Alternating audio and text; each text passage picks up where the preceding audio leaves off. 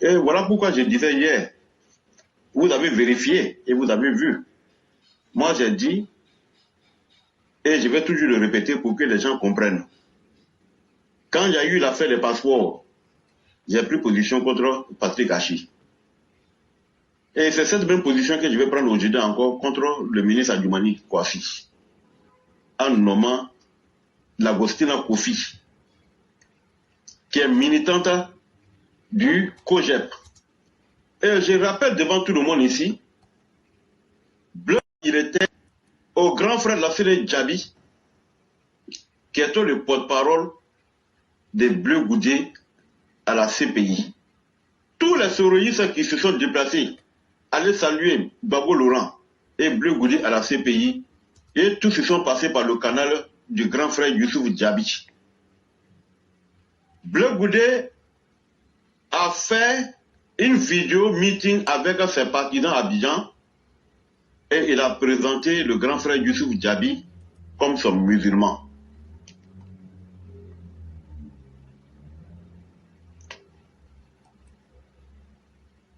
Et à son temps, j'ai dit au grand frère Youssouf Djabi, il ne me connaît ni d'Adam ni d'Ève, je lui ai dit ouais, qu'à partir du moment que Blé Goudé va te présenter comme son musulman, et que comme nous, les gens qui sont du Nord, nous sommes majoritairement musulmans, que toi tu es son musulman, il te présente comme un trophée de guerre. Donc tu n'as plus raison de rester là. Et tous les nordistes qui sont dans ces partis-là, le FPI particulièrement, ne seront jamais considérés en tant que des Ivoiriens. Et vous, ils ont toujours traité comme des personnes de seconde zone. À commencer par Babo lui-même, qui dit à maman, dès qu'il revient de la CPI, quand on dit ouais, que je n'aime pas les musulmans, que ma femme Nadi Bambala, elle est musulmane, elle vient de Touba, elle vient du Bafing. Comme si nous étions dans un état de région, là où il faut se proposer des programmes, les gens viennent présenter des groupes ethniques comme ceux-là sont des personnes comme si c'était les trophées de guerre. Le même Youssouf Djabi, pour avoir supporté son grand frère, Lassine Djabi, aux élections législatives de 2021, à Samatigla précisément, Blé Goudé l'a démis de ses fonctions de porte-parole. Donc, le grand frère Youssouf Djabi aujourd'hui se trouve avec Babo Laurent. Mais le frère, grand frère Adjoumani, si Blé Goudé a fait ça, normalement, vous êtes parti sur la bannière du RHGP pour être le président du conseil régional. À mon avis, là où il y a encore plusieurs jeunes qui sont à la recherche de promotion, dans le Zanzan, c'est pas à l'Agostina Kofi, dit la force tranquille, que M. Adjoumani Kouassi devait donner un poste de responsabilité au conseil économique et social. J'ai vu la vidéo hier. Donc nous demandons à notre ministre, Adjoumani Kouassi, quand le président dit l'année de la jeunesse, c'est vrai. C'est tous les Ivoiriens. Il y a les programmes du gouvernement. C'est pourquoi il y a le ministère de la Jeunesse et de l'Emploi. Mais quand il s'agit de faire les nominations, mais M. Adjoumani Kouassi, normalement, vous devez faire la promotion de nos jeunes cadres qui sont dans ta région. Ce n'est pas une militante du COGEP qui a participé activement à la désobéissance civile en 2020, qui a insulté le président Alassane Ouattara en lui traitant de tous les noms. Mais quand vous faites ces genre de nominations-là, nous ne peut pas être contents, on va vous le dire de vive voix. Et en plus, le COGEP n'a pas participé aux élections législatives. Le COGEP n'a pas participé aux élections du conseil régional. Mais pourquoi M. Adjoumani Kouassi nomme-t-elle la force tranquille, militante du COGEP? M. Adjoumani Kouassi, moi je te donne un carton rouge. Comme j'ai donné carton rouge hier à M. Patrick Hachi concernant les affaires de passeport. Là, vraiment, merci beaucoup. Merci pour tout ce que vous avez dit. Et je crois que tout ce qui est bien émis, ça s'entend facilement. Et moi, j'allais revenir encore sur la nomination de notre sœur, dont vous avez cité le nom, par M. Adjoumani. Et bien avant, et effectivement, comme nous avions demandé hier aux élèves de la classe, il y a certains qui nous ont fait parvenir la vidéo. Et permettez que je mette la vidéo, le lien de la vidéo tout au moins pour que les gens vérifient. Et pour ceux qui, je viens de mettre le lien de la vidéo. Et pour ceux qui voudraient vérifier, quand vous partez de la 12e minute jusqu'à la 13e minute 43 secondes, effectivement, elle confirme qu'elle a été nommée comme conseillère au conseil régional de Bondoukou par M. Adjoumani. Et cher aîné, j'aimerais dire de prime abord que nous n'avons rien contre une sœur ivoirienne qui soit nommée. Nous n'avons rien parce que nous ne pouvons pas dire que les destins des uns doivent être le destin des autres. Mais par contre, ce que nous souhaiterions dire, c'est qu'au travers de cette nomination, ça pose un problème de moralité. Comme vous l'aviez déjà dit, cette dame, pendant la désobéissance civile du CNT, leur posture a certainement causé des morts et de la violence en Côte d'Ivoire. Et contre toute attente, tout ça, on oublie. Et on nous dit non, peut-être c'est au nom de la réconciliation ou bien des trucs. Oui. Mais quelle moralité, quelle leçon de morale nous voulons laisser à travers une telle posture? Est-ce qu'il n'y a plus de militants qui ont milité? On nous dit non, elle a milité dedans. Mais elle n'avait autre choix puisque le COJEP n'a pas présenté de candidats. Et donc, elle a simplement profité d'une fenêtre d'opportunité pour essayer de se faire de la visibilité. Et cette nomination choque tous les militants sérieux et capables du Gontougo. Et monsieur le ministre Adjoumani, ça les amène même à douter de votre équité. Et c'est là que je dis que ça pose un problème de moralité. Parce que vous vous faites entourer par des personnes, quand on connaît leur passé récent, leur posture actuelle d'opportuniste, ça nous donne un goût très amer. Mais chers aînés, ce qui me gêne davantage dans cette histoire-là,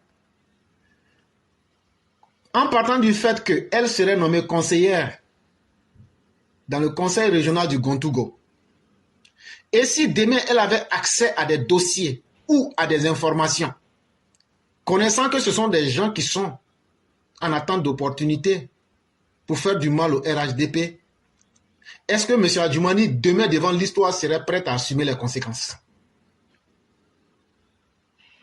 Ça, c'est une grande réflexion auquel tu dois répondre, mon frère. Ceux qui n'ont pas compris, je reprends d'une autre manière. Tout le monde sait aujourd'hui les intentions du COJEP et autres. Est-ce que ces éléments-là ne viennent pas en espionnage? Et à travers la position que vous lui donnez aujourd'hui, est-ce que demain, elle ne va pas se retourner contre nous? Et cher aîné, je ne dis rien pour rien. Quand je dis toujours quelque chose, j'ai des arguments qui sont en place. Cher aîné, souvenez-vous, le 27 février 2020, Daniel Kablan-Duncan démissionne de la vice-présidence de la République.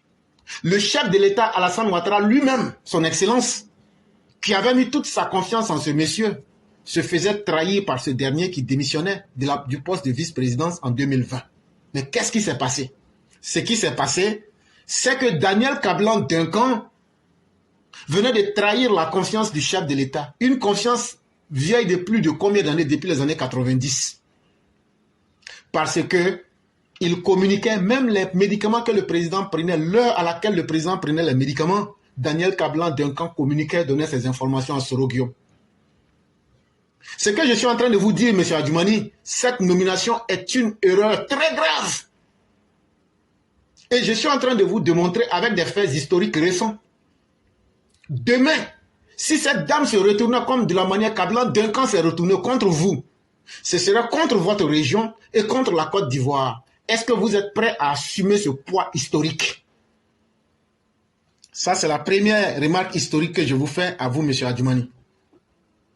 La deuxième remarque que je souhaiterais vous faire, c'était le 9 août 2018. Quand on connaît les conditions dans lesquelles le RHDP a été fondé à Paris pour lutter contre la machine de la mort aujourd'hui qui mettait nos frères de l'Ouest à la merci de Laurent Gbagbo, de Blé Goudé, qui les sacrifiait. Comme de la manière, notre père, le colonel Oulata Gouadi l'a dit. Laurent Gbagbo a refusé de sacrifier les enfants de Mama, mais il sacrifiait nos frères, ouais. Le RHDP, on tuait les cultivateurs baoulés dans les plantations. On tuait les cultivateurs Djoula, Sénoufo, de toutes les autres ethnies. C'est ça qui a fait que le RHDP s'est formé à Paris pour mettre fin à la dictature mortifère de Laurent Gbagbo. Mais le 9 août 2018, Bédié, parce que lui n'est pas satisfait du passe-passe qu'il voulait qu'Alassane lui fasse, comme si le pouvoir c'est quelque chose qui doit se négocier de gré à gré, Bédié oublie l'avenir de la Côte d'Ivoire et sacrifie cette alliance-là pour se mettre dans le CNT qu'ils vont créer en août 2021. Est-ce que M. Adjoumani, serez-vous prêt à prendre le risque de voir cette dame nommée se retourner un jour contre vous et contre le Gontougo et contre la Côte d'Ivoire? Et qu'est-ce que vous pourrez dire devant l'histoire? En 2021, Bédié, sans tenir compte de la difficulté des Ivoiriens, met en place le CNT. Et cette dame a été l'une des personnes qui ont activement, à travers leur communication, la force tranquille, qui ont mis en mal la vie des Ivoiriens, qui ont sacrifié des enfants de Côte d'Ivoire, qui ont fait tuer des Ivoiriens et qui étaient des ennemis acharnés du régime du président Ouattara. Subitement, M. Adjoumani, dites-nous, au travers de cette nomination, qu'est-ce qui a changé chez la force tranquille? Qu'est-ce qui a changé pour qu'elle devienne quelqu'un qui inspire une telle confiance aujourd'hui qu'elle mérite une place que le militant qui a lutté pour vous ne mérite pas dans le Gontougo? Et si rien n'a changé chez elle, il faut savoir qu'est-ce qui a changé chez Alassane Ouattara. Parce qu'Alassane Ouattara est resté le même, le RHDP est resté le même. Et donc le problème c'est de voir, ce n'est pas le RHDP, ce n'est pas Ouattara qui a changé. C'est la nouvelle personne que toi, Adjoumani, a fait venir là. C'est elle qui a changé. Et elle a changé pour quel objectif? Il faut avoir le courage de l'expliquer aux uns aux autres. Mais je ne m'arrête pas là, M. Adjoumani. Je suis en train de vous montrer comment en politique, des gens peuvent utiliser la stratégie du rapprochement pour faire mal. C'est ce que je suis en train de vous expliquer. Je prends le cas à Montano. Et je vais vous faire écouter la vidéo d'Amontano. Exactement, avec exactitude, la date du 10 octobre 2020. Un proche collaborateur du président, mais qui va poignarder le président Ouattara dans le dos de la manière la plus inhumaine possible. Monsieur Adjoumani, si je vous rappelle tous ces faits, cette dame ne pourra rien, elle ne pourra être que, tout ce que je viens de vous citer là, elle sera un élément qui est en mission pour vous planter le couteau dans le dos. Ce n'est qu'une question de temps. Parce que, en Côte d'Ivoire, malheureusement, chacun croit sans conviction et on peut utiliser les uns contre les autres. L'essentiel, c'est d'atteindre les objectifs, quel que soit le moyen. Et M. Adjoumani, ne laissez pas qu'à travers votre personne, vous soyez celui par qui le Gontougo va prendre un couteau, un coup de couteau dans le ventre. C'est une nomination qui ne fait pas honneur au RHDP. C'est une nomination qui ne fait pas honneur aux militants du RHDP qui sont restés toujours de votre côté. Et c'est une nomination qui va apporter plus de conséquences que d'avantages. Et c'est pourquoi je vous donne les dates, les personnes, les noms, les lieux, avec une exactitude qui va vous faire froid dans le dos. Le 10 octobre 2020, écoutez ce que Amontano, un rare collaborateur du président, plus de 30 ans de collaboration, écoutez ce que ce dernier a pu faire au président Ouattara. Merci beaucoup. Vous savez, on n'est pas venu ici aujourd'hui pour parler beaucoup. Le président Bédié est là. Alassane Ouattara est vivant. Celui qui a fait le va-et-vient entre les deux hommes ces 10 dernières années,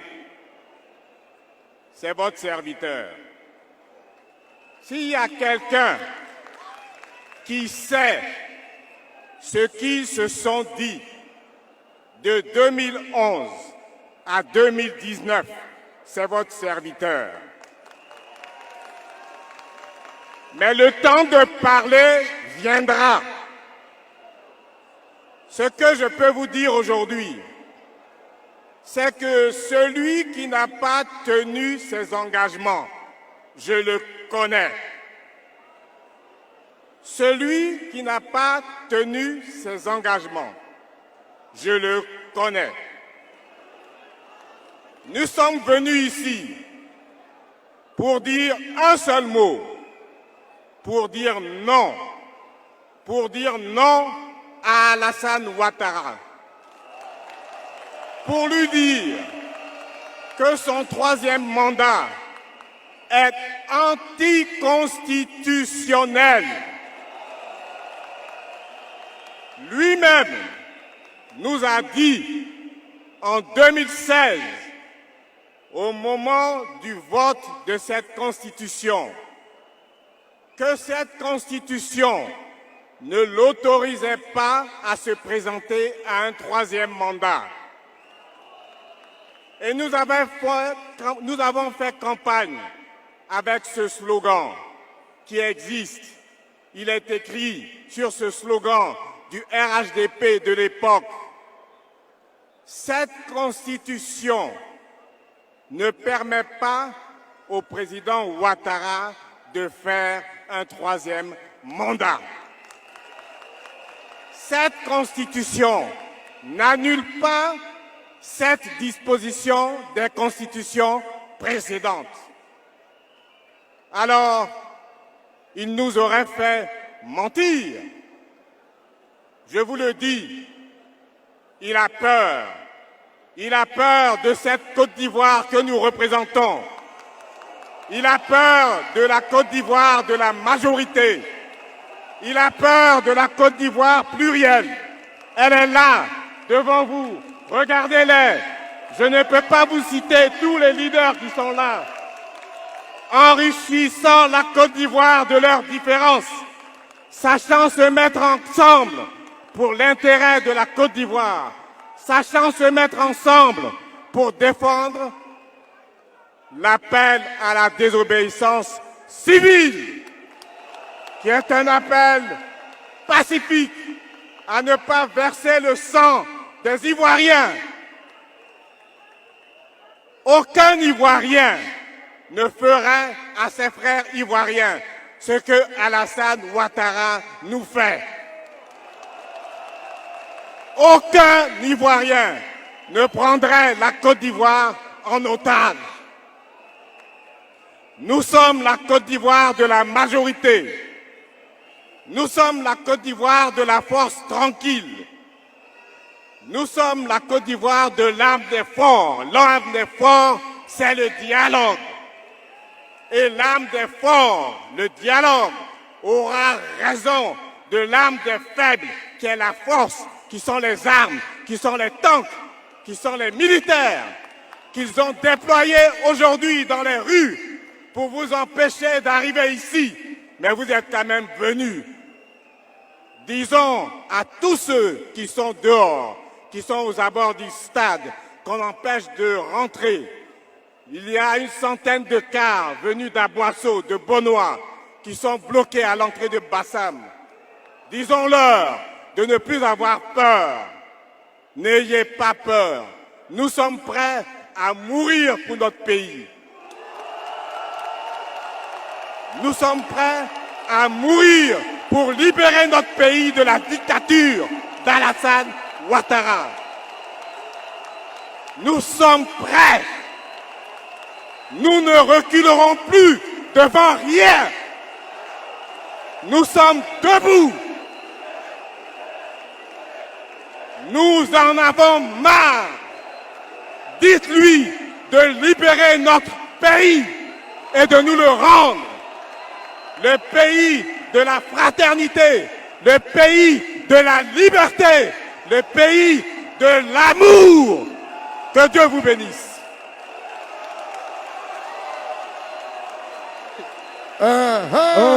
Alassane Chaud.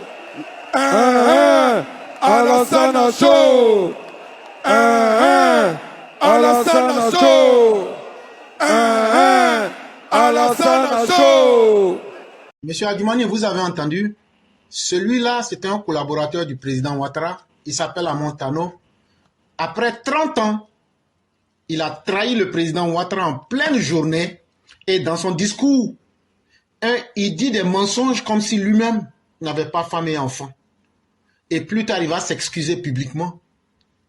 Mais ce que je suis en train de vous démontrer, monsieur Adjumani, c'est que des personnes flippantes qui changent de côté en fonction de leurs intérêts, quand vous les mettez dans votre système, ne soyez pas surpris que ces personnes puissent vous trahir, comme de la manière Amontano a trahi le président Ouattara, comme de la manière Daniel Kablan-Denka a trahi le président Ouattara, comme de la manière Bédié s'est trahi lui-même en trahissant le RHDP.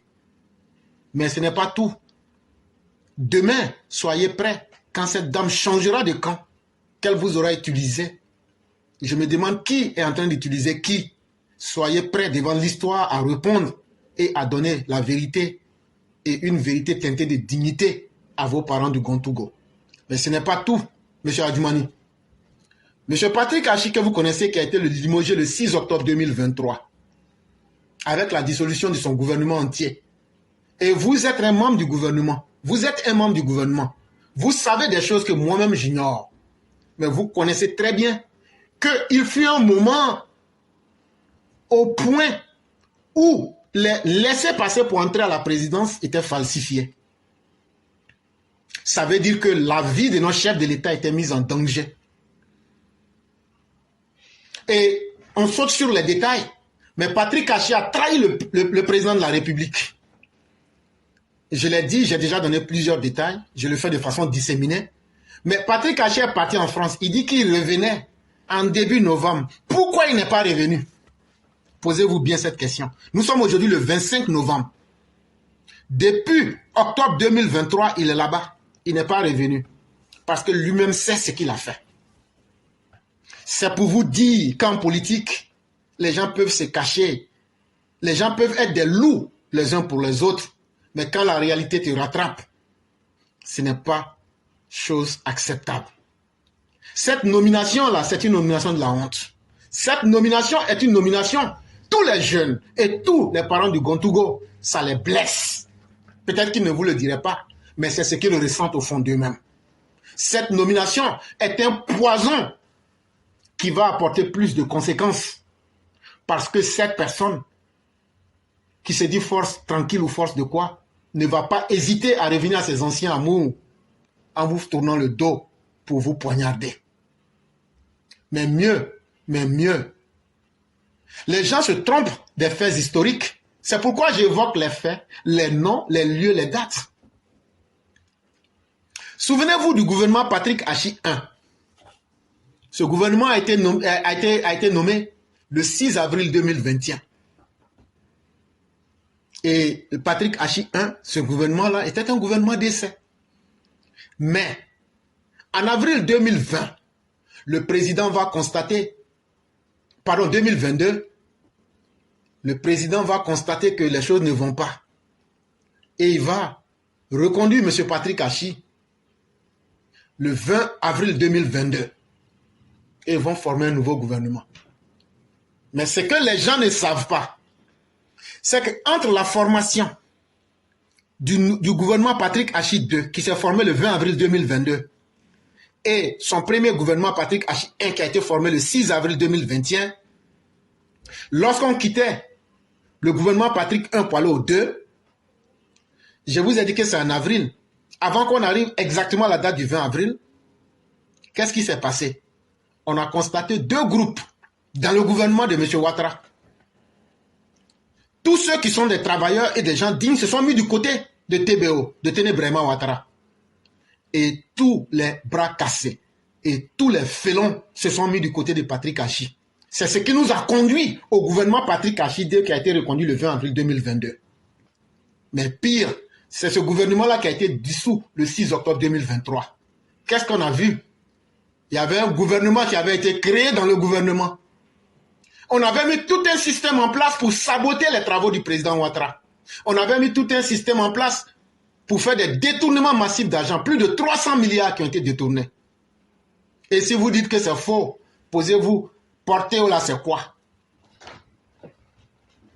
Et les sommes qui ont transité par la Guinée, ça venait d'où? Comment on peut être chef de gouvernement et demander aux opérateurs, à ceux qui sont en train de faire les travaux, de bloquer les travaux et de les surfacturer, de saboter les travaux? Et donc, en 2024, on allait venir sortir pour dire aux gens, mais le président Ouattara a beaucoup parlé, mais il n'a pas pu travailler, puisque tout ce qu'il a dit, regardez, tous les chantiers sont là, ce n'est pas fini. Et qu'est-ce qu'on fait? Ah, il a parlé, quand Ouattara dit, en tout cas cette fois-ci, Ouattara n'a pas pu faire. Voilà le piège qui nous attendait. Et c'est pourquoi ils ont été dégommés, limogés le 6 octobre 2023. Et les gens s'apprêtaient même à tuer le chef de l'État. Il y avait déjà des laissez-passer falsifiés avec l'appui des Libanais pour arriver à tout le mal que les gens avaient voulu causer. Vous pensez que parce qu'on ne veut pas parler, on ne sait pas tout ce qui se passe? Et quand on voit à travers vous, M. Adjoumani, un tel scénario qui est en train de se remettre en place dans le Gontougo, ça me fait mal pour les filles et les fils du Gontougo qui ont cru en vous, qui vous ont donné leur voix et qui se sont sacrifiés pour vous dans la région. Mais vous n'êtes pas capable de trouver un parmi eux qui soit digne en tant que militant. Mais c'est une parvenue du COGEP. Vous venez aujourd'hui prendre celle-là pour insulter le Gontougo. Ça, les filles et les fils du Gontougo vous regardent, mais ils ne sont pas fiers de vous. C'est un choix d'erreur capitale. Et il serait mieux que vous vous en sépariez le plus tôt possible. Dieu merci qu'elle-même, elle a dit. Dieu merci qu'elle-même, elle l'a dit. Et comme vous savez que nous ne sommes pas dans le Flatou Vossis, ici on ne parle jamais pour parler. Vous permettrez que je puisse mettre cette vidéo-là pour qu'on écoute ensemble. Mais c'est pour vraiment interpeller M. Adjoumani, lui dire de faire vraiment attention. C'est un choix très dangereux. C'est un choix qui comporterait plus de risques que d'avantages. Aujourd'hui, je choisis ce jour-là pour m'adresser bien avant au ministre d'État, le ministre Choko de la Force Tranquille, le ministre d'État Kobena Kwasi Adjoumani. La Force Tranquille te salue depuis ta position, Baba. Je te dis merci. Je voudrais, au nom des Ivoiriens, devant les Ivoiriens, je voudrais devant le peuple du Gontougo, le peuple du Zanzan, je voudrais devant ma famille, je voudrais devant et au nom de mes enfants, te dire merci. Monsieur le ministre d'État, tu as voulu faire de moi, tu as bien voulu faire de moi une personnalité, une autorité dans ce pays. C'est vrai que je suis en train de faire une vidéo où je fais des vidéos, je mets de l'humour, mais je n'oublie pas que je suis aujourd'hui une personnalité. C'est pas trop grand, mais moi, est-ce que tu connais? Maman qui veut yoga. Ma petite soeur Flo. Est-ce que tu connais? La Force Tranquille a son affaire. Petit truc qu'on lui a donné. C'est la carte petit, c'est la carte grande. Ce qui est ici pour moi, c'est trop grand. Adama. Donc le malin de ça, il dit à l'heure là, je m'appelle Madame la conseillère économique et sociale du Gontougo. Oh non. Il y a des gens à l'air là. Il dit depuis quand ils ont appris qu'on m'a nommé là. Mon téléphone crépite et ça crépita. Ça crépite et ça crépita. Ça crépite et ça crépita. Ça crépite et ça crépita. Adama le goût de ça. Il a dit appelle, tu appelles. Les gens croient qu'il a réussi. Non, j'ai réussi, ça c'est clair. Politiquement, il a réussi. Et donc, pour vous faire l'économie du drame, vous aurez entendu ce que vous aviez envie d'entendre. Et donc là, on ne pourra plus dire. La vidéo a été réalisée, je pense bien, le 15 novembre 2023. Et donc, ici, nous ne sommes pas dans le Flatou Vossis. Entre la 12e et la 13e minute, 43e seconde, c'est ce que nous avons joué et vous avez entendu. Mais c'est un choix dangereux pour le Gontougo. Et ça va ouvrir, je vous ai donné toute une liste de trahisons et de personnes aux facettes douteuses. Vraiment, faisons beaucoup attention, c'est ce que je tenais à ajouter. Et à vous-même, le B52, je tenais à dire vraiment merci. Merci infiniment pour tous les efforts.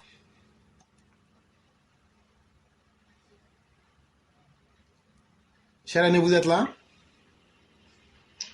Oui, oui, oui. Oh, Oui. ok. Allô? Oui, allô? Oui, allô?